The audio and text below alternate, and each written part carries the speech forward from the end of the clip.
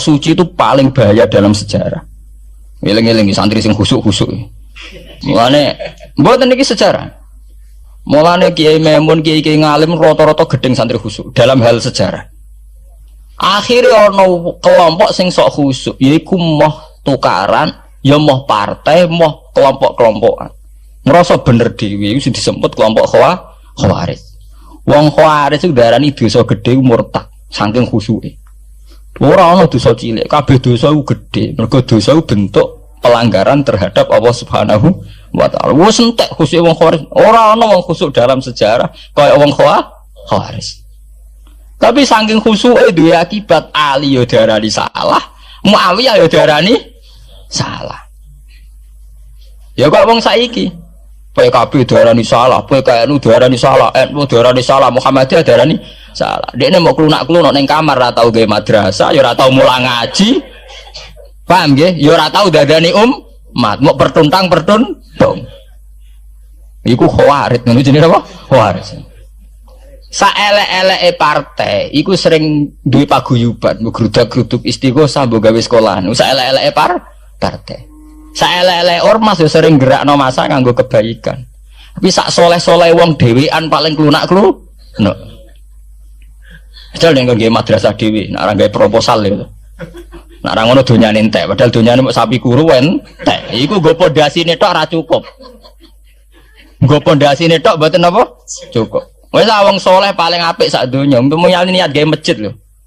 Ndadekne pondasine tok tanpa gretok ora ngarah cukup. Ada sing rapati soleh lewat partai, proposal sana sini masjidnya jadi mewah, boko duit subhat, boko haram, mbah abang, mbah ijo, bos. Akhirnya wong Khawarij gawe satu kelompok sing ngalalno darai Ali, yang ngalalno darai Muawiyah. Akhirnya matek dipateni wong Khawarij.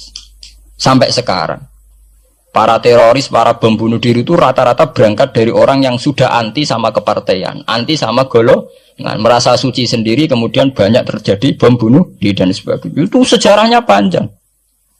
Memang samu gampang tapi urip ya.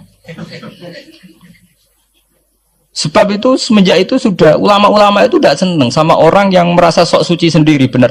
Loh, saya sering ditanya, Gus, sampean itu kan tidak berpartai.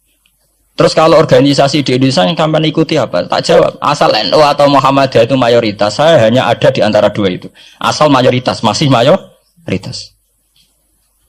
Soal aku tidak pengurus, memang tidak pengurus, tapi saya milih di antara NU atau Muhammadiyah. Asal masih mayoritas. Secara organisasi lah. Bahwa per detail perilaku kita karena kita punya ilmu, ya mungkin kita punya keekhasan sesuai kapasitas masing. Tapi kita harus milih salah satu NU atau Muhammadiyah. Karena ya Nabi sering pesan bahirul muslimin wa man sadza fin nar alaikum bil jamaah fa inna yadawahi ma'al jamaah wa man sadza fin nar. Kamu harus ikut kelompok mayoritas. Kamu enggak boleh hidup sendiri. Wa man sadza fin nar, yang merasa benar sendiri masuk neraka.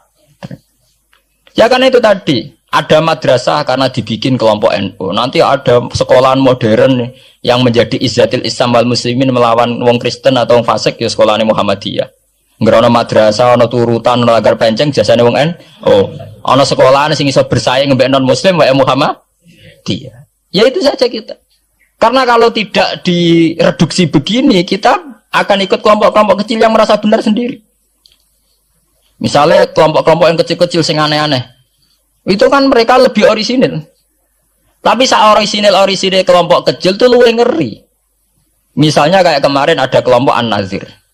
An-Nazir mungkin dia bisa ngepas no dawe Nabi. Yang sing rambutnya diping lho. Sing tenggene japos bodone beda mek bodo kita. Saya tuh pernah melihat di Metro, ini cerita intelektual. Pernah lihat di Metro wawancaranya ketua Jamaah An-Nazir. Itu dalam banyak hal memang mereka ingin memiripkan sama Nabi. Misalnya rambut dipilok, diping. Dalam sejarah, sampean takok ahli hadis, memang Nabi Sayyidina Umar Bakar itu rambutnya apa di apa itu disemir. Terus mereka kalau sholat isya itu akhir. Katanya Nabi kalau sholat isya sulusul lail. Dan sebagainya, dan sebagainya. Tapi apa sisi yang dari itu terus kemudian merasa persis Nabi? Wong Nabi itu macam-macam. Beliau hidup itu berapa tahun? 23 tahun. Semenjak beliau jadi Nabi itu ngalami kenabian minten 23 tahun. Dan itu punya ikhwal-ikhwal yang rawan ada nasah mansuh. Seperti sekarang di Pondok Indramayu, di mana-mana ada satu kelompok yang nganggap kehidupan sekarang itu adalah periode Makkiyah. Periode Makkiyah itu satu periode yang dimana sholat cek rapati wajib, zina rapati haram, nyabu rapati. Ya ada kelompok-kelompok di kota-kota begitu. Di kota-kota juga banyak orang yang sama orang zina itu biasa, sama orang nyabu biasa. Mereka sendiri tetap mengharamkan zina, tapi nggak perlu dilawan.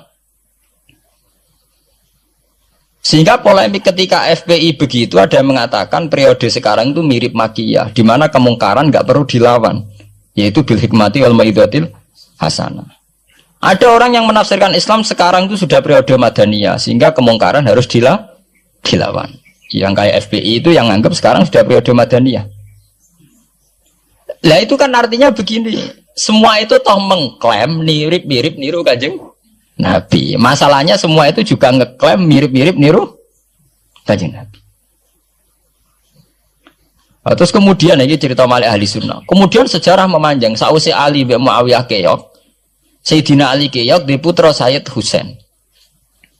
Sayyid Husain kon ngakoni pemerintahane Yazid teng Syam. Sayyid Husain boten kersa. Idzan al mautu khairun li. Kalau begitu lebih baik mati. Terus dibantai teng Karbala. Bonus. Ketika dibantai di Karbala malah melahirkan trauma lagi. Wong Islam sing model tipikal Sunni tetap melok Yazid. Tipikal Sunni bukan Sunni, tipikal Sunni. Artinya melok Yazid wes ora usah dituntut dendam, malah ra ono bare. Akhirnya gak dendam. Kelompok Syiah iku apa-apaanan, putune Nabi kapundhut kok dingin-dingin saja. Kudu ono revolusi, akhirnya revolusi. Sing lahirna kelompok Syiah kanthi sak mangke.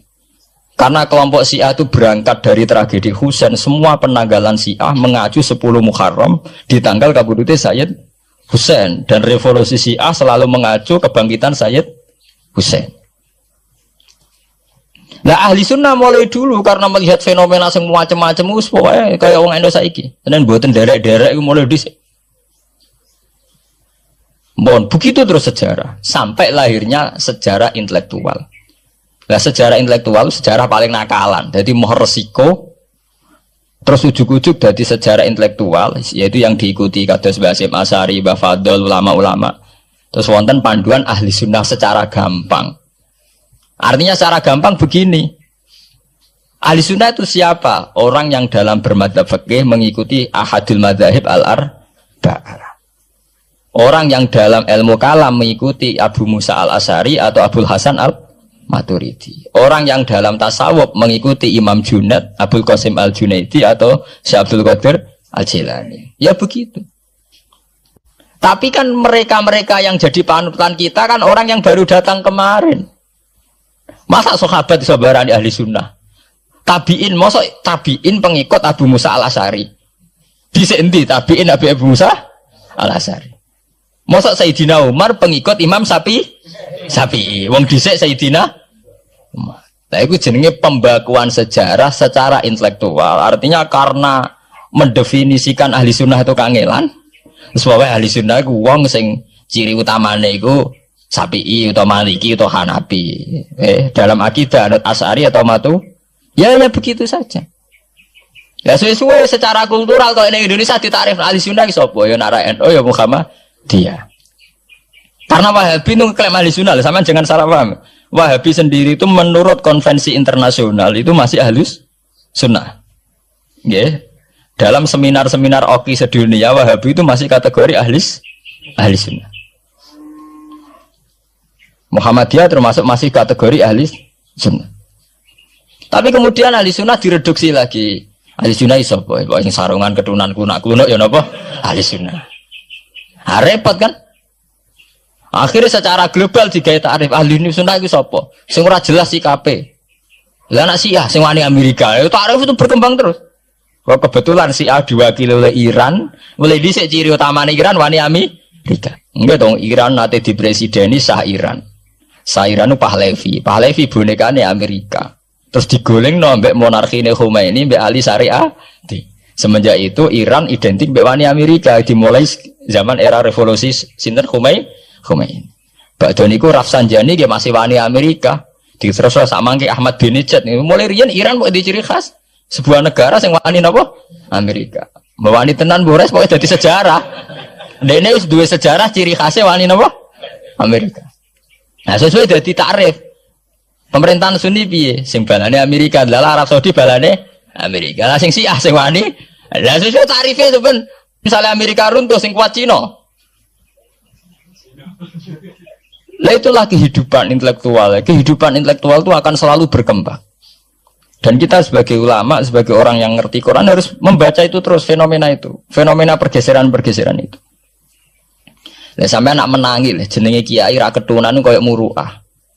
Ya menangi ketika ra ketunan dimulai tradisi PBNU sing tukang kiai desa mesti anak buahe PBNU. Lah genge sing Jakarta ora tau ketunan, kewapok. Lah takano bahasa Gur, jenenge riyen kiai jajar wedok UF. Suwe-suwe wala-wali zaman ketuane kiai rak PBNU. PBNU ini jajar-jajar Megawati. Sering metuki samu wedok do salah, nyoro sing kiai desa. Dikritik ke atasan, ra dikritik keyakinane dekne ora pas kiai jajar wong wedok ora lara. Ya itu zaman mesti begitu. Kiai desa ngrasa nak lunga ora ketunan UF, ketuane kiai ning Jakarta, ora ana sing Orang ana sing ketunan. Cara desa kiai jagoan mbek wong wedok iku ketuane kiai sini Jakarta. Ya ora trimo jagongan, koalisi. Ya itu kehidupan intelektual. Kita harus lapang dada berani membaca itu. Itu fakta. Kowe ora usah dadi khawarit karena kecewa terus dadi napa? Khawarit.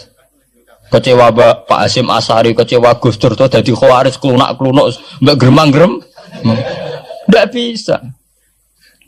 Kita harus gentleman sesuai dawuh Nabi ilzamu jamaahirul muslimin wa man sadda finnar alaikum bil jamaah fa inna yadallahi ma'al jamaah wa man sadda finnar. Ngene kula umpama partai nggih milih sing gedhe, ormas nggih milih sing gedhe. Bukan oportunis ya milih yang itu. Mergo sing cilik-cilik malah bulet ngono ngaten. Paham nggih? Mungkin yang cilik itu benar tapi bulet. Cara bahasa ini dari mainstream saja, yang umum-umum saja. Kan kula kiai kan buta lunga ra ketunan kira ketunan. Umume wong piye ge wae umume wong. Kula niku khusus umume wong sing ringan-ringan saja itu sing umum-umum saja. Gitu tadi ya. Karena sejarah ahli sunnah sendiri itu sejarah yang disederhanakan oleh proses intelektual. Kalau baleni malih sejarah ahli sunnah piyambak itu sejarah yang disederhanakan oleh proses intelektual. Ini kemudian ada takrif ahli sunnah itu sapa wong sing cara bermadzhab mengikuti ahadul madzhab al-arba, cara bertasawuf mengikuti Abdul Qasim al-Junaidi, nggih. Cara bertauhid atau berilmu kalam nganggo Abu Musa al-Asy'ari atau Abdul Hasan al-Maturidi.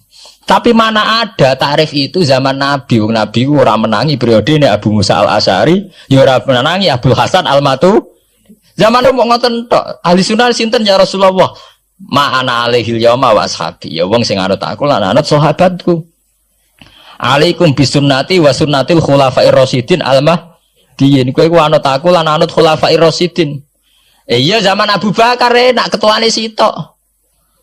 Tunggale zaman Basim Asy'ari enak karo anut Basim, nak era putu. Jare sepuh ya putune, jare sitok iku ya putune, iku ya putu, angger wong ya putune. Kula ereng wonten kiai alim wali teng Jawa Timur. Niku anak putune iku ora bangga. Mergo ager wong ya seputune. Lho nggih to nggih. Misale Basim Asy'ari kiai top. Nah Basim jek dhewean kabeh wong menapa dawuh Basim. Era anak rek 6 5. Lah nek era putu karek ngitung kan. Nah anak 5 dan anak 5 anak putune wis salah. Sawe. Putune madzhabe beda-beda. Wong kula mondok sarang nggih menangi. Istilah sarang riyen Bani Ghazali. Madrasah sarang namine Madrasah Ghazaliyah. Era Mbah Ahmad Bani Ahmad. Era Mbah Zubair Dugdeng, alim terkenal istilah Bani Zubair. Samangke pun benten malih. Putrane Mbah Zubair itu banyak. Ya, putrane Mbah Zubair banyak. Nah, kebetulan yang punya nama besar Kiai Maimun. Ya ada sendiri Bani Maimun, yang satu Bani siapa? Bani. Ya sama Mbah Zubair. Tapi era anak kan sudah beda kan? Lah Basim Asy'ari nasibnya ya nanti kayak itu. Beliau satu dulu masih tunggal, wong mesti daerahnya Basim Asy'ari. Era putu. Gus Dur ya putune, Lili Wahid ya putune. Anake Ki Wahid piyambak pinten. Urung anake Pak Yusuf Hasim piyambak pinten misalnya anake oh pirang-pirang kabeh ketika tukaran alasan aku ya putu iku ya putu sing dinggo genderane bae ayo lan iki kula cerita Mbah Batu Ampar Samsudin Batu Ampar wali terkenal ya wong dadi putune ya bangga tapi saiki putu-putune ora bangga mergo anggar wong ya putune lah anak sebagian anak sing seneng wayo apa anggar wong putune di antara duriane sing seneng wae. Angger wong ya putune. Ya ini masalah-masalah yang itu tadi ya. Kemudian ada persederhanaan intelektual. Kayak masalah ahli sunnah itu. Sing anut Sayyidina Ali jare anut sahabat, sing anut Muawiyah jare ya anut sahabat. Termasuk sing anut Ibnu Abbas, sing anut Abdullah bin Umar. Di mana dua sahabat ini dalam posisi orang melok-melok. Makanya kayak saya, kayak ulama-ulama rata-rata mengikuti mazhabnya Abdullah bin Umar. Karena saat ada konflik Ali Muawiyah, beliau itu bersikeras orang melok-melok. Beliau tetap mengajarkan sunnatul Rasulillah tanpa berpihak kelompok. Tapi banyak riwayat mengatakan Abdullah bin Umar bin Abbas itu kecewa. Hanya kecewa itu gedon dia melok-melok. Ya karena itu tadi, ketika ada dua pilihan, ramelok-melok itu ya terus repot. Dia tuh sampean saiki pikir mau nih, saelek-eleke wong melok P3 atau PKB, iku melok nentokno kemaslahatane Jawa Timur, mbuh Bojonegoro, mbuh apa. Tapi saapi-api wong ra melok-melok, nentokno mudun lho ora melok-melok. Sehingga ada mazhab ahli sunnah sing majibno wong kudu melok-melok. Karena saapi-api wong ra melok-melok iku ndak ada yang dikaryakan, nggak ada yang dipekerjakan.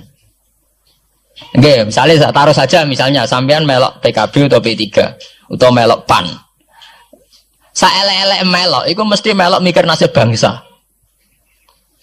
Tapi saapi-api ora melok-melok ora ono sing mbok lakoni. Sebab itu ya banyak saja ulama yang mengatakan ketika ada partai yang macam-macam kayak kudu melok salah siji. Bukan apa-apa ya nganggo perhitungan amal. Kalau ulama ya pakai perhitungan apa? Amal. Sebab itu ketika ada waqatil Jamal, ketika Sayyidina Ali bentrok be Aisyah, itu ya sahabat ada yang melok Aisyah, ada yang melok Ali, orang kok terus muni ra melok. Ya tapi itu tadi kula wau matur teng awal, ketika Rasulullah dawuh kowe anut aku lan anut sahabatku, dawuh iku masih normatif. Artinya normatif ketika sahabat kepemimpinannya tunggal jelas anut Abu Bakar. Lah nek saiki sahabate dhewe wis tukaran. Iku waktu gale ana wong dawuh kowe anut kiai, mati urip donya akhirat anut kiai. Urusane kiai ini dhewe wis beda be. Ngono urusane kiai ini dhewe wis beda. Ya iya misalnya kiai PKNU kan ngono alasane kowe anut kiai, anut sapa ora anut. Ya empun Mbah, tapi kiai kula P3. Mau cari kiai P3 kowe mati urip anut kiai empun anut Mbah, cuma kiai kula PKB.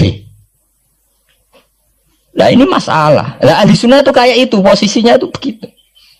Nah, kemudian konvensi internasional mengatakan daripada bulet ngono terus dibakukan secara intelektual dan diikuti oleh Mbah Hasyim Asy'ari, Mbah Fadl, ulama-ulama NU se-Indonesia, terus gawe takrif sing sederhana. Ini terus dibakukan lewat kitab Al-Kawakibul Lama'ah sing disahkan Muktamar teng Jombang.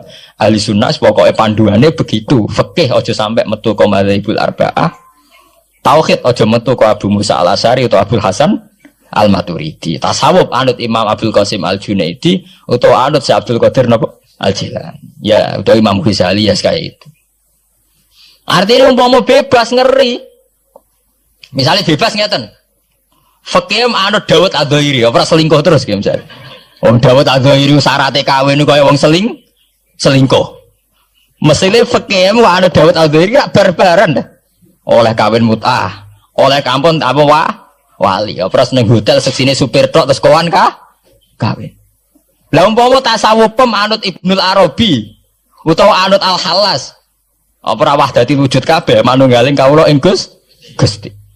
Untung nggak tahu kita tasawufe kon anut Abdul Qasim Al-Junaidi sing kaya umume wong. Beliau sebagai ulama ya mulang ya kumpul wong. Lah munggo tasawufe anut Ibnul Arabi. Apa ora wahdatil wujud utawa anut Husain Al-Khallat apa ora dadi Siti Jenar. Paham ya? Jadi ana gunane dibatasi, nek ora dibatasi liar tenan.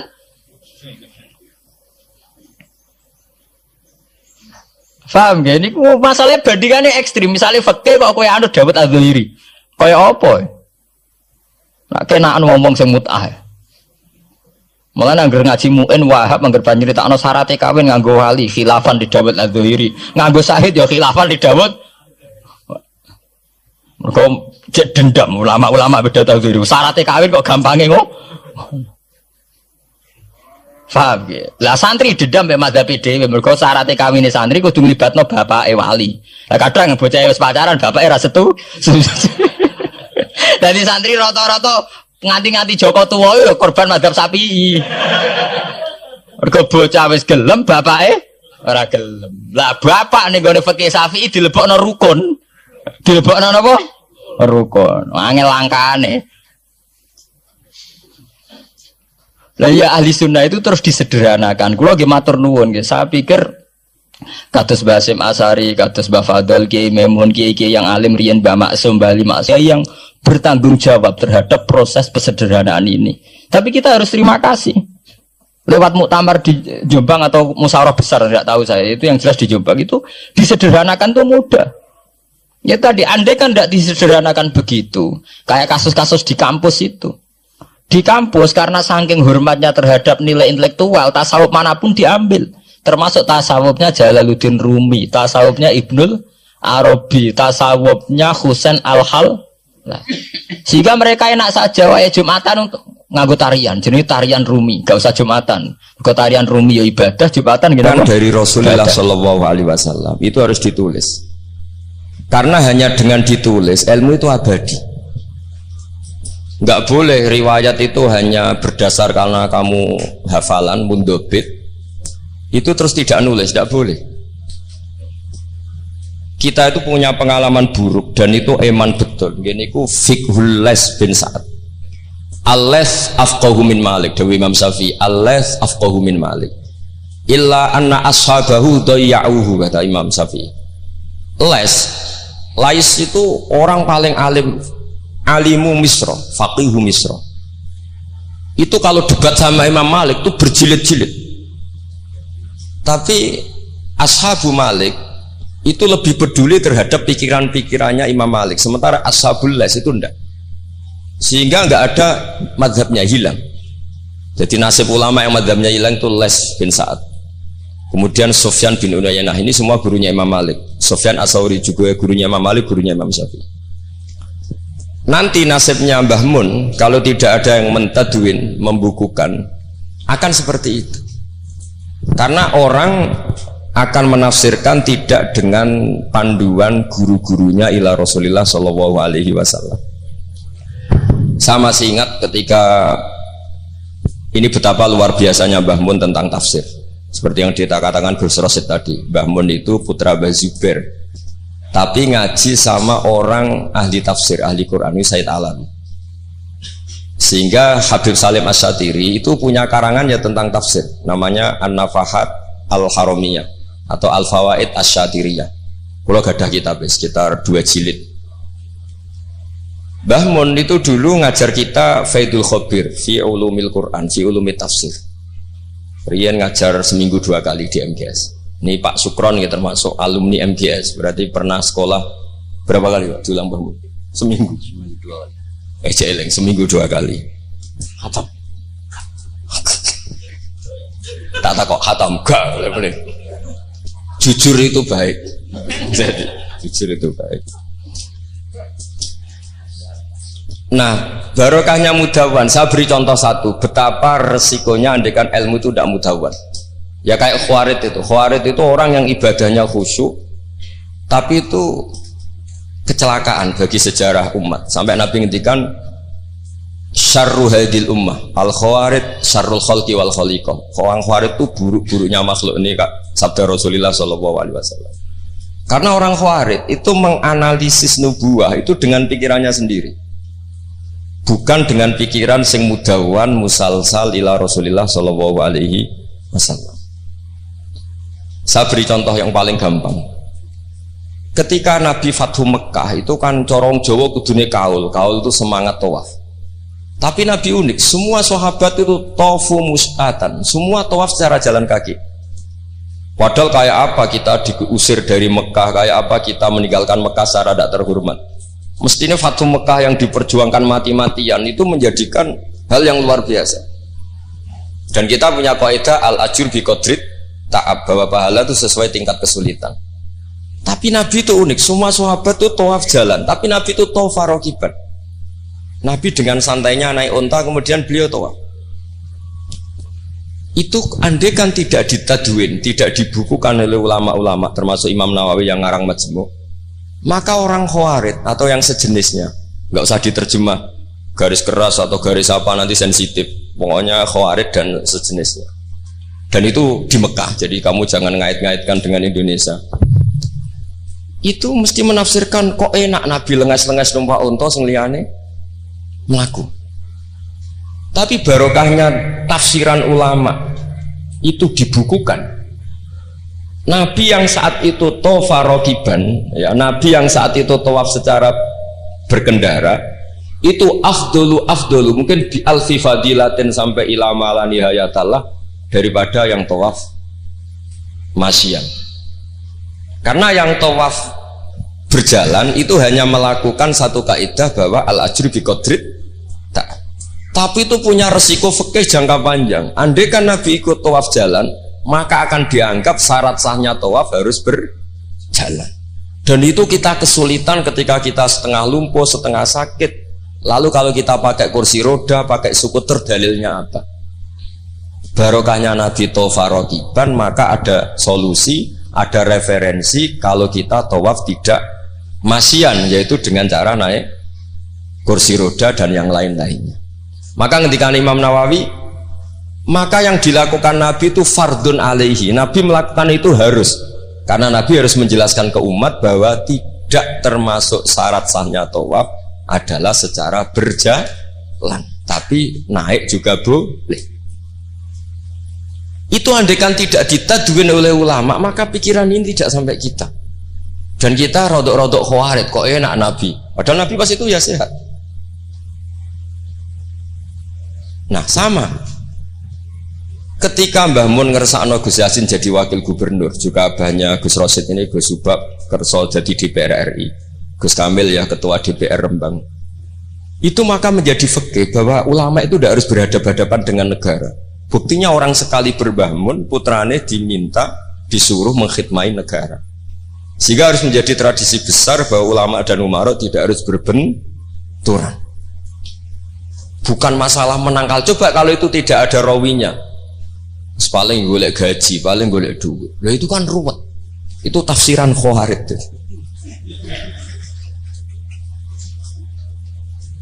Jadi saya itu punya sanad mutasil. Saya berkali-kali ketemu abahnya Gus Rosid, beliau juga guru saya, Gus Subab, semuanya. Itu ketika beliau menolak itu Mbah Mun maksa.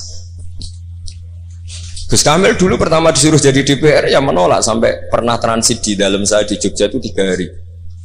Dan Mbah Mun akhirnya sampai duka harus mau. Tapi lama-lama kita tahu bahwa beliau ingin menyelamatkan Indonesia, bahwa Indonesia nggak perlu dipertentangkan antara ulama dan umar. Nah, itu harus terus. Karena kalau kita ingin versi tertentu, pasti Indonesia itu chaos. Chaos itu ya chaos lah.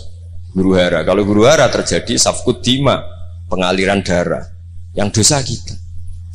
Makanya Mbah Mun sering cerita ke kita. Saya tidak pernah bilang saya, ke kita. Semua santrinya levelnya sama, karena sama-sama dengar.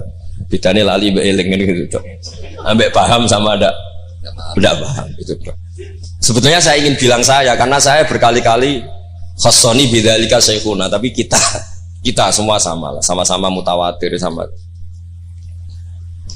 Fiqhus siyasa atau fiqhul imamah atau fiqhul khilafah, terserahlah bahasa sampean, itu juga harus diwariskan. Sehingga dulu sampean tak ceritani, dulu yang semi-semi Khawarij itu ya sudah banyak. Wah Nabi itu harus ngomong akhirat terus, masa Nabi jabat. Oke, dari segi jabatan itu duniawi, kesannya buruk karena jabatan itu duniawi. Tapi kalau dibalik, atardo ayyaku nasolihu tahta yadidz zalim. Kue ridho kalau orang-orang yang nggak sholat, nggak cewek, nggak istinja, mimpin wong soleh. Jadi harus dibalik, harus membolehkan orang soleh yang mimpin orang dolim. Jangan dibalik, wong soleh pokoknya yang masjid kabeh, wiridan kabeh, dipimpin wong zalim, hanya karena kamu mengharamkan politik. Jadi orang itu harus